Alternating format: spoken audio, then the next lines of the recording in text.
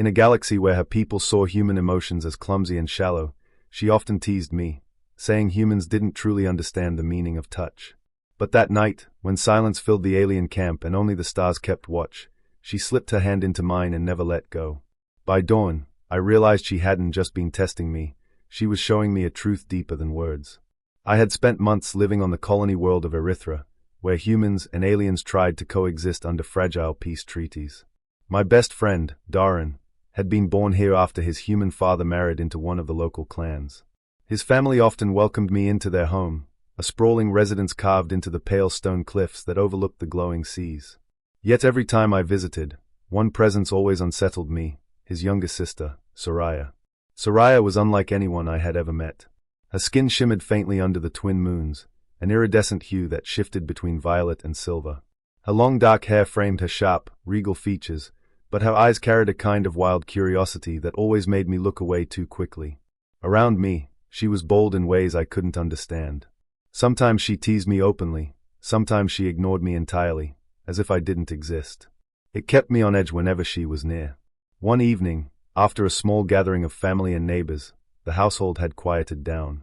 Darren went off to finish some late duties with his father, while I remained in the lounge, sitting stiffly on a long carved bench. Soraya was there too, draped casually across the cushions opposite me, her gaze flicking toward me every so often, as though she were studying some puzzle.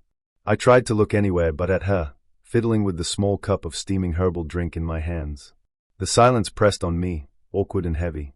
And then, without warning, Soraya stood, walked across the room, and, before I could react, lowered herself directly into my lap. My entire body went rigid. Her weight, light yet undeniable, settled across my thighs. Her scent, something like wild blossoms and sea air, flooded my senses. My heart pounded as if it might burst through my chest. What are you doing?" I stammered, frozen in shock. She tilted her head, a faint smile playing at the corner of her lips. "You'll understand," she whispered, as though it were the simplest truth in the universe. I didn't move, terrified that even breathing too loudly would shatter the strange moment. Her hands rested lightly on my shoulders, her eyes watching my face with unnerving intensity. I wanted to push her away, to insist this was wrong, but my body refused to obey. Finally, I found my voice. "Soraya, you're my best friend's sister. This isn't." She silenced me with a shake of her head. "You humans don't know the meaning behind this," she said softly.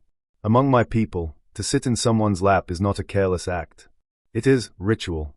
We only do this when we choose someone we trust beyond all reason.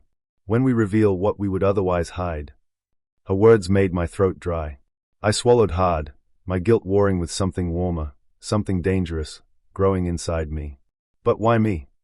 I asked, barely more than a whisper. Her expression softened, her teasing veneer gone. "Because you make me feel safe. Because you treat me as though I am not a symbol of my clan, not just Darren's sister, but myself. No one has ever done that." I looked down, struggling to steady my heartbeat. Every second her body pressed closer against mine, the more impossible it became to think clearly.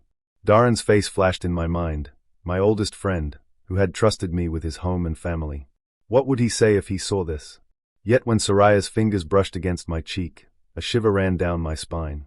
Her touch was light, almost hesitant, but it ignited something deep within me. "I don't want to cause trouble between us," I murmured, though my voice betrayed the turmoil. Her lips curved into a faint, wistful smile. "Perhaps the trouble has already begun. I only want to be honest, even if it frightens you." The room seemed to shrink around us, silence wrapping us in an intimate cocoon. I could hear nothing but the rush of my own blood in my ears and the quiet rhythm of her breathing. "I've watched you since the first day Darren brought you here," she confessed, her voice low and trembling with a vulnerability I had never seen from her before. "You laugh differently from the others. You look at people, really look, as if they matter. Even when you're quiet, I can feel the way you respect those around you. That touches me more deeply than you realize." Her hand slid down, fingers entwining with mine. "You're not like the humans the elders warned us about. You're different. And it terrifies me, because it means my heart has already chosen." The words struck me like lightning.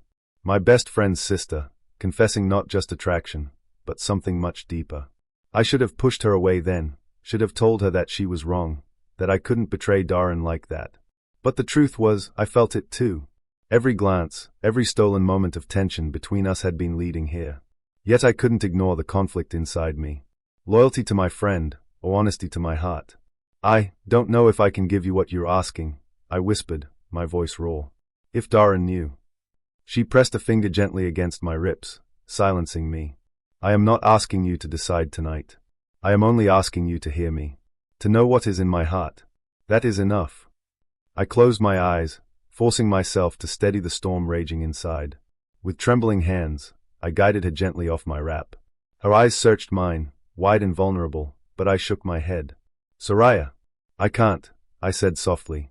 Not because I don't feel something for you, I do. But because Darren is my brother in all but blood. I won't betray him. For a long moment, she was silent. Then she smiled sadly, a single tear glinting as it slid down her cheek. This is why you are different, she whispered. This is why humans are not as fragile as they think. You carry strength not in power, but in choice. She rose gracefully and walked away, leaving me with an ache in my chest, but also a strange, quiet pride. Version 2, hopeful ending. Before I could speak, the sound of footsteps echoed in the hall. Darren appeared, pausing at the doorway as his gaze fell on us. For a moment, the world held its breath. But instead of anger, a small, knowing smile touched his lips. I wondered when you two would finally admit it, he said softly. Soraya's happiness matters more than my pride. If her heart is with you, then so be it. Soraya's hand tightened around mine, relief and joy shining in her eyes. I looked between them, stunned, before finally letting out the breath I had been holding. For the first time, the weight lifted from my shoulders. In that moment, I realized that sometimes humanity's greatest strength was not in conquest or survival, but in love, trust, and the bonds we dared to honor.